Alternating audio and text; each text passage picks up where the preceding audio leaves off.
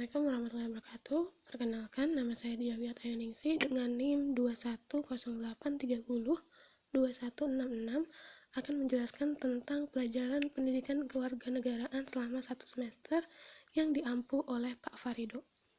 Baik, langsung saja di sini kita akan menjelaskan tentang hakikat pendidikan kewarganegaraan dalam mengembangkan kemampuan utuh sarjana atau profesional.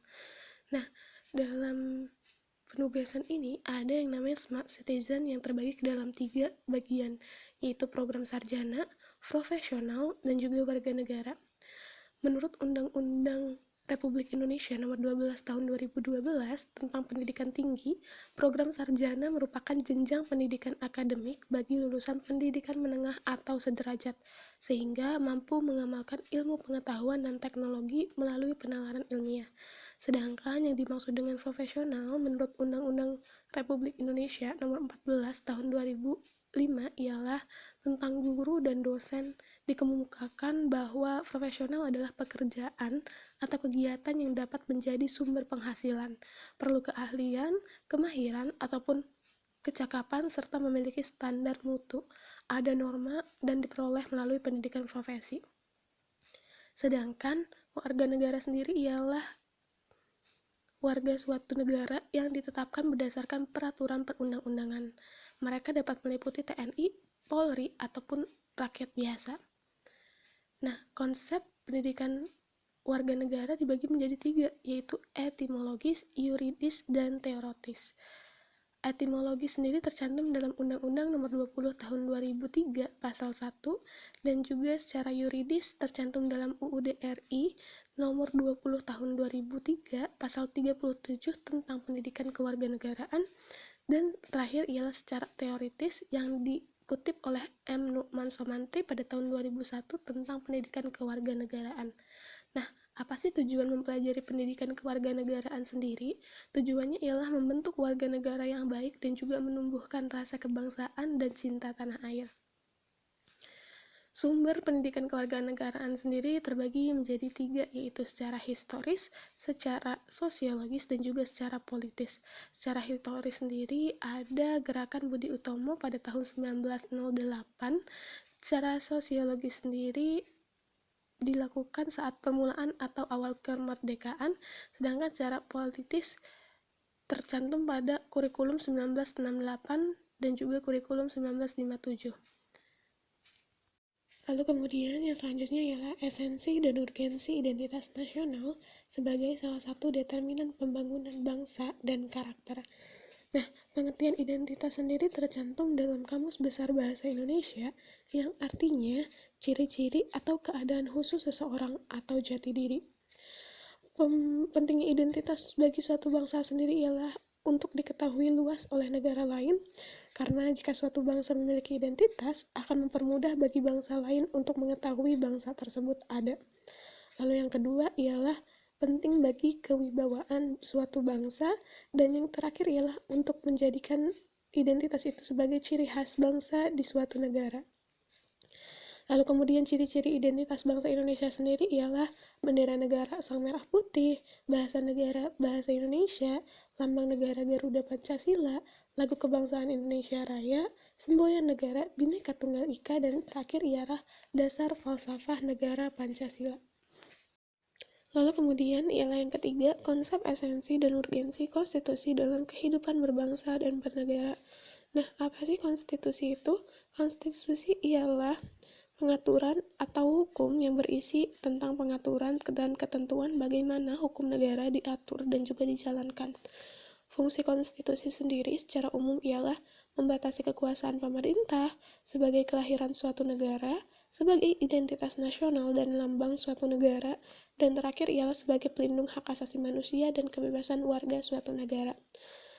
Pentingnya konstitusi bagi suatu negara sendiri seperti yang dicantumkan oleh At-Tamimi pada tahun 1990, yaitu suatu konstitusi atau undang-undang dasar berfungsi sebagai pemberi pegangan dan pemberi batas, mengatur bagaimana kekuasaan negara dijalankan.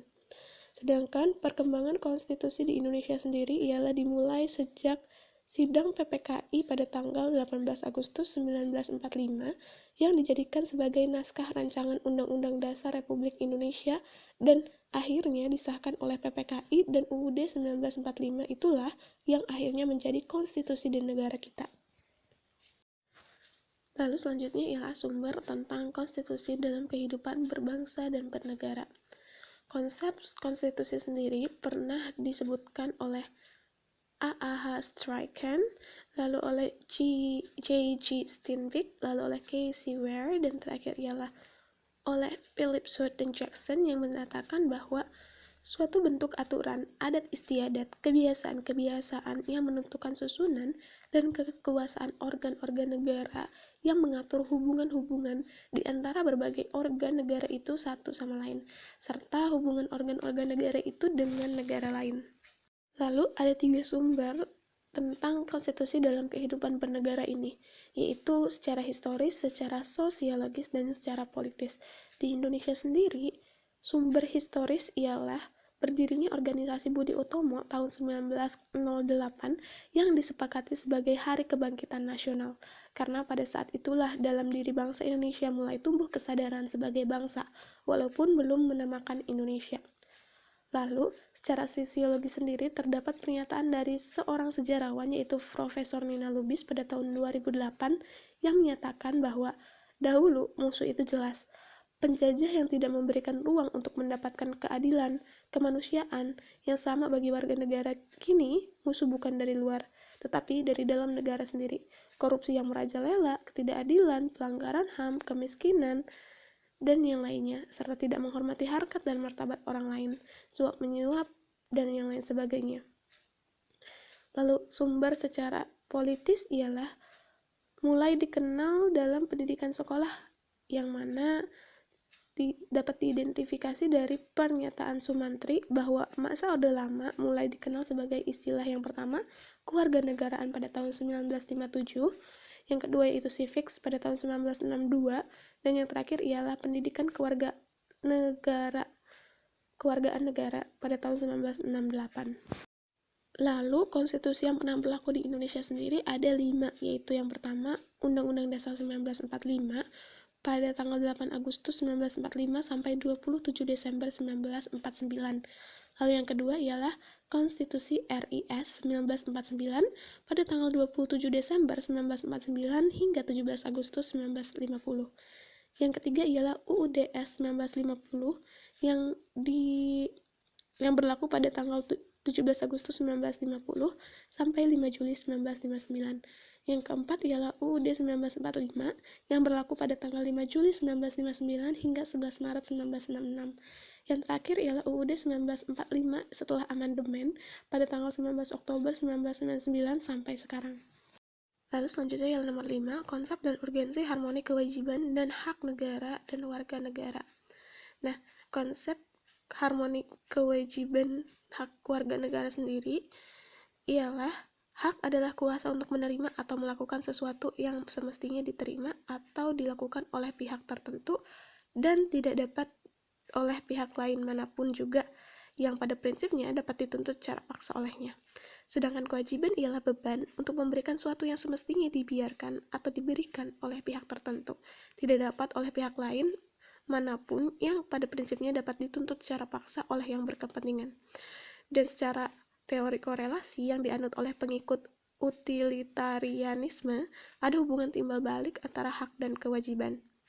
Sedangkan hak dan kewajiban warga negara Kesatuan Republik Indonesia diatur dalam Undang-Undang Dasar Negara Republik Indonesia yang dimulai dari pasal 27 sampai pasal 34.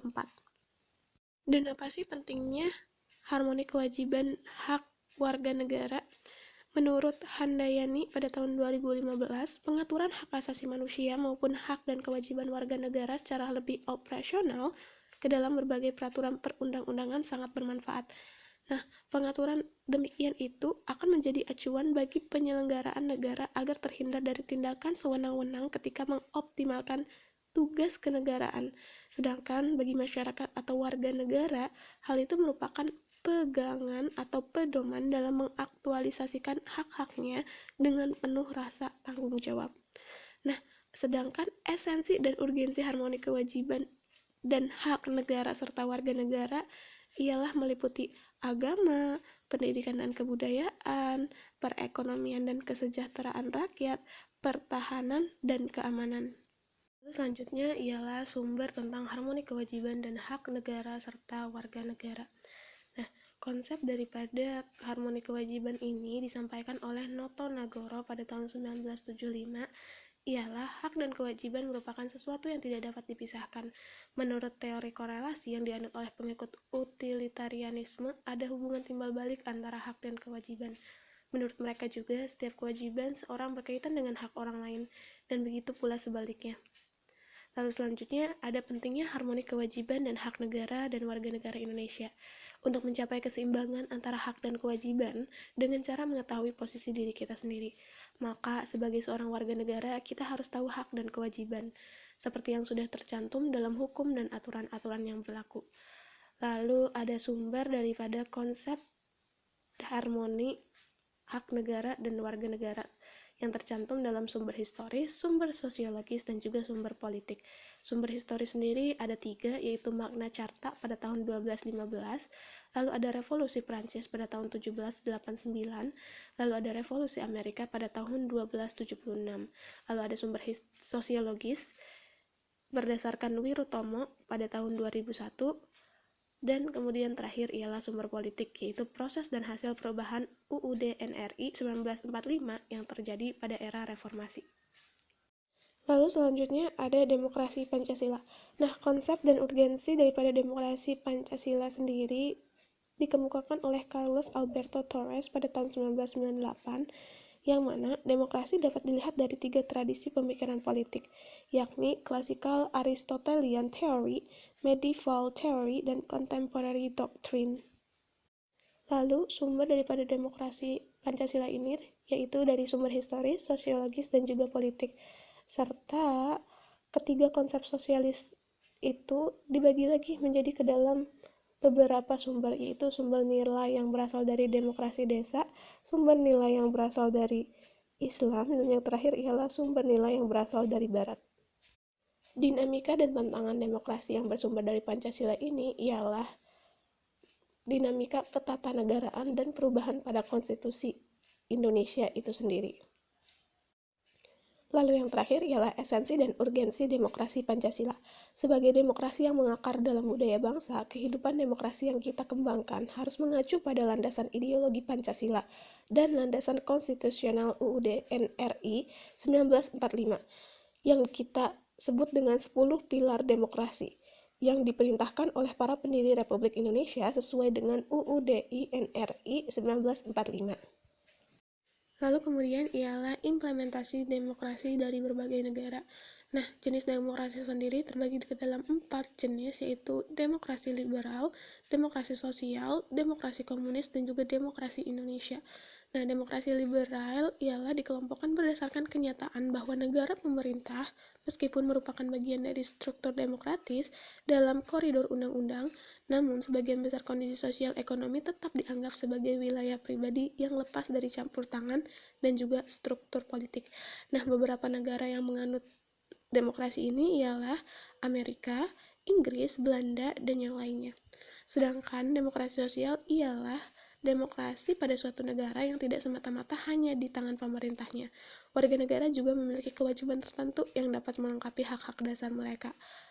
Sedangkan yang ketiga ialah demokrasi komunis, dititik beratkan pada upaya menghilangkan kesenjangan dalam bidang ekonomi, sedangkan persamaan dalam bidang politik kurang diperhatikan, bahkan kadang-kadang dihilangkan. Nah, beberapa negara yang menganut demokrasi ini ialah Republik Rakyat Cina, Korea Utara, dan juga Rusia. Lalu kemudian ialah ada demokrasi Indonesia. Indonesia sendiri memiliki ideologi Pancasila. Indonesia dengan nilai-nilai yang melekat kepadanya seperti desa demokrasi, rapat kolektivitisme, musyawarah, mufakat, tolong-menolong, dan istilah-istilah lain yang berkaitan dengan itu. Lalu, apa sih upaya implementasi demokrasi yang dilakukan di Indonesia atau mungkin di berbagai dunia? Nah, ada Yang pertama ialah pemahaman nilai-nilai demokrasi secara individual. Lalu yang kedua, pembentukan masyarakat sipil dan kelembagaan sosial. Yang ketiga ialah perbaikan kinerja parlemen, yaitu peningkatan kapasitas lembaga legislatif sebagai institusi politik yang mewakili kepentingan masyarakat. Dan yang terakhir ialah peningkatan kepekaan pemerintah dalam menegakkan keadilan dan sekaligus mensejahterakan kehidupan segenap lapisan kehidupan di masyarakat. Lalu selanjutnya ialah konsep dan urgensi penegakan hukum berkeadilan. Di Indonesia sendiri, sistem penegakan hukum terbagi menjadi 3, yaitu sistem secara yuridis, lalu selanjutnya secara sosiologis, dan yang ketiga ialah secara filosofis. Nah, secara yuridis ialah pemberlakuan hukum yang mengandung pengertian bahwa kaidah hukum menunjukkan hubungan keharusan antara suatu kondisi dan akibatnya dengan ketentuan hukum yang telah ditetapkan secara yuridis atau formal. Nah, sedangkan berlakunya hukum secara sosiologis ialah yang berintikan pada efektivitas hukum. Dalam hal ini, ada 2 teori yang menyatakan hal tersebut, yaitu teori kekuasaan dan juga teori pengakuan. Sedangkan perlakuan hukum yang terakhir, yaitu secara filosofis, mengandung makna bahwa berlakunya hukum sesuai dengan cita-cita hukum sebagai nilai positif tertinggi. Pentingnya penegakan hukum sendiri di Indonesia tercantum dalam Undang-Undang Dasar 1945 Pasal 27 Ayat 1 yang menyatakan bahwa segala warga negara bersamaan kedudukannya di dalam hukum dan pemerintahan dan wajib menjunjung hukum dan pemerintahan itu dengan tidak ada kecualinya. Sedangkan upaya penegakan hukum di Indonesia sendiri terdapat dalam Pasal 28D Ayat 1 Undang-Undang Dasar Negara 1945, yaitu setiap orang berhak atas pengakuan, jaminan, perlindungan, dan kepastian hukum yang adil, serta perlakuan yang sama di hadapan hukum. Lalu kemudian ada konsep urgensi dan wawasan Nusantara. Nah, pengertian Nusantara. Nusantara dapat ditafsirkan ke dalam 2 kata, yaitu Nusa dan Antara. Nusa yang memiliki makna pulau dan bangsa, sedangkan Antara yang memiliki makna sama dengan kata inter. Nah, latar belakang historis dari wawasan Nusantara sendiri ialah lahirnya konsepsi wawasan Nusantara bermula dari Perdana Menteri Insinyur Haji Juanda Kartawijaya yang pada tanggal 13 Desember 1957 mengeluarkan deklarasi yang selanjutnya dikenal sebagai Deklarasi Juanda. Sedangkan latar belakang sosiologis wawasan Nusantara ialah dengan adanya konsep wawasan Nusantara, wilayah Indonesia menjadi sangat luas dengan beragam isi flora, fauna, serta penduduk yang mendiami wilayah itu. Esensi dan urgensi wawasan Nusantara sendiri ialah wilayah itu harus merupakan satu kesatuan, tidak lagi terpisah-pisah oleh adanya lautan bebas. Sebelumnya, kita ketahui bahwa wilayah Indonesia itu terpecah-pecah sebagai akibat dari aturan hukum kolonial Belanda, yakni ordonansi pada tahun 1939. Baru setelah adanya Deklarasi Juanda tanggal 13 Desember 1957, wilayah Indonesia barulah merupakan satu kesatuan, di mana laut tidak lagi merupakan pemisah, tetapi sebagai penghubung. Lalu selanjutnya ada konsep dan urgensi ketahanan nasional dan bela negara. Makna konsep dan urgensi ketahanan nasional sendiri tercantum dalam GBHN, yaitu ketahanan nasional adalah konsepsi politik kenegaraan Republik Indonesia. Ketahanan nasional merupakan landasan konsepsional bagi pembangunan nasional Indonesia. Sebagai konsepsi politik, ketahanan nasional terdapat dalam garis-garis besar haluan negara, seperti halnya dengan wawasan Nusantara. Lalu kemudian ada konsep dan urgensi bela negara, yaitu bagi warga negara Indonesia, usaha pembelaan warga negara didasari oleh kecintaan pada tanah air, wilayah Nusantara, dan kesadaran berbangsa dan bernegara Indonesia dengan keyakinan pada Pancasila sebagai dasar negara dan berpijak pada Undang-Undang Dasar 1945 sebagai konstitusi negara. Tujuan daripada konsep dan urgensi ketahanan nasional dan bela negara sendiri ialah yang pertama, daya tangkal.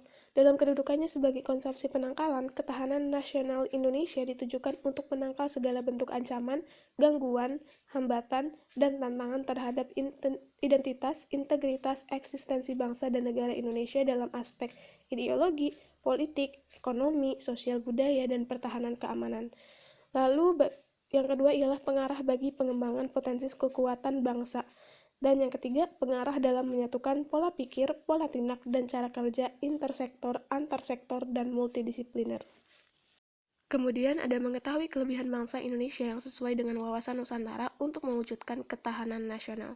Nah, pengertian dari wawasan Nusantara tersendiri tercantum dalam dokumen ketetapan MPR tahun 1999 yang berbunyi bahwa wawasan Nusantara adalah cara pandang dan sikap bangsa mengenai diri dan lingkungan yang serba beragam dan bernilai strategis dengan mengutamakan persatuan dan kesatuan bangsa serta wilayah dalam menyelenggarakan kehidupan bermasyarakat, berbangsa, dan bernegara dengan tujuan mencapai tujuan nasional. Nah, makna daripada wawasan Nusantara sendiri ada sebagai kesatuan politik, yang kedua sebagai kesatuan ekonomi, yang ketiga sebagai satu kesatuan sosial budaya, dan yang terakhir ialah sebagai satu kesatuan pertahanan keamanan. Lalu kemudian ada fungsi daripada wawasan Nusantara. Jika mengacu pada pengertian wawasan Nusantara, sebenarnya fungsi utama dari wawasan Nusantara adalah sebagai paduan, pedoman, acuan bagi bangsa Indonesia dalam bernegara. Nah, fungsi wawasan Nusantara sendiri terbagi lagi ke dalam 4 kategori, yaitu wawasan pertahanan dan keamanan nasional yang mengarah pada pandangan geopolitik negara Indonesia. Lalu kemudian adalah wawasan kewilayahan Indonesia, termasuk pemahaman mengenai batas wilayah Indonesia agar terhindar dari potensi sengketa dengan negara lain. Lalu ada wawasan pembangunan dengan beberapa unsur di dalamnya seperti sosial politik, kesatuan politik, pertahanan, serta keamanan negara, ekonomi, dan sosial ekonomi. Kemudian ada konsep ketahanan nasional. Konsep ketahanan sosial yang memegang peranan penting dalam perencanaan pembangunan kewilayahan serta pertahanan keamanan nasional. Nah, selanjutnya ada asas wawasan Nusantara. Asas wawasan Nusantara merupakan kaidah atau ketentuan dasar yang wajib dipatuhi, dilakukan, serta dijaga oleh seluruh elemen masyarakat agar terciptanya perdamaian serta keseimbangan di Indonesia. Secara keseluruhan ada 5 asas wawasan Nusantara, ialah asas solidaritas, asas kejujuran, asas kesamaan tujuan, asas keadilan, serta asas kerjasama. Lalu, yang terakhir ialah cara mewujudkan ketahanan nasional. Upaya untuk mewujudkan ketahanan nasional bisa dilakukan dalam beberapa aspek, seperti aspek ekonomi, sosial budaya, pertahanan dan keamanan, aspek ilmu pengetahuan, aspek ideologi, dan aspek politik. Contoh daripada upaya dalam aspek ekonomi ialah pemerataan pembangunan di seluruh daerah dengan memperhatikan keseimbangan dan keserasian pembangunan antar wilayah dan antar sektor. Sedangkan dalam bidang aspek sosial budaya yaitu mewujudkan kehidupan sosial budaya bangsa dan masyarakat Indonesia yang beriman dan bertakwa kepada Tuhan Yang Maha Esa, menjunjung persatuan dan kesatuan serta cinta tanah air. Lalu dalam aspek pertahanan dan keamanan ialah dengan memiliki semangat perjuangan bangsa disertai keuletan dan ketangguhan dalam menghadapi segala tantangan. Sedangkan upaya dalam aspek ilmu pengetahuan ialah penguatan sistem pendidikan dan teknologi, perbaikan kualitas pelayanan kesehatan, dan yang lainnya. Dan upaya dalam aspek ideologi ialah menggalakkan pengamalan Pancasila secara objektif dan subjektif. Sedangkan dalam aspek politik bisa dengan usaha dalam mempertahankan ketahanan nasional melalui aspek politik seperti mewujudkan sistem pemerintahan yang berdasarkan hukum yang adil. Kemudian yang terakhir nomor 13 yaitu anti korupsi. Nah, apa sih pengertian daripada korupsi sendiri? Menurut Indriati pada tahun 2014, korupsi merupakan tindakan kalkulasi pendapatan yang ditujukan untuk menambah kekayaan dan di dalamnya terdapat kejahatan. Di sini dapat diartikan sebagai sifat memperkaya diri sendiri, tetapi menggunakan cara-cara kejahatan yaitu tidak pada tempatnya. Sedangkan lebih lanjut, dalam UUD Tindak Pidana Korupsi Nomor 31 Tahun 1999, Pasal 2 Ayat 1, korupsi sendiri diartikan sebagai tindakan memperkaya diri sendiri, memperkaya orang lain, dan memperkaya korporasi dengan cara melawan hukum dan merugikan keuangan negara atau perekonomian negara. Apa sih penyebab terjadinya korupsi? Nah, penyebab terjadinya korupsi menurut Muni Hargen menyatakan bahwa ada 3, yaitu wilayah individu, wilayah sistem, dan juga wilayah irisan antara individu dan sistem. Lalu, apa sih dampak dari adanya korupsi tersebut? Ada beberapa dampak yang bisa kita rasakan atau yang warga negara dapatkan ketika terjadi suatu korupsi di satu negara tersebut, yaitu rusaknya sistem tatanan masyarakat, ekonomi, biaya tinggi dan sulit melakukan efisiensi, dan munculnya berbagai masalah sosial di masyarakat, serta beberapa penderitaan pada sebagian masyarakat di sektor ekonomi, administrasi, politik, maupun hukum. Nah, ada 3 strategi pemberantasan korupsi yang bisa kita lakukan. Yang pertama ialah preventif, yang kedua ialah secara investigasi, dan yang terakhir ialah secara edukatif.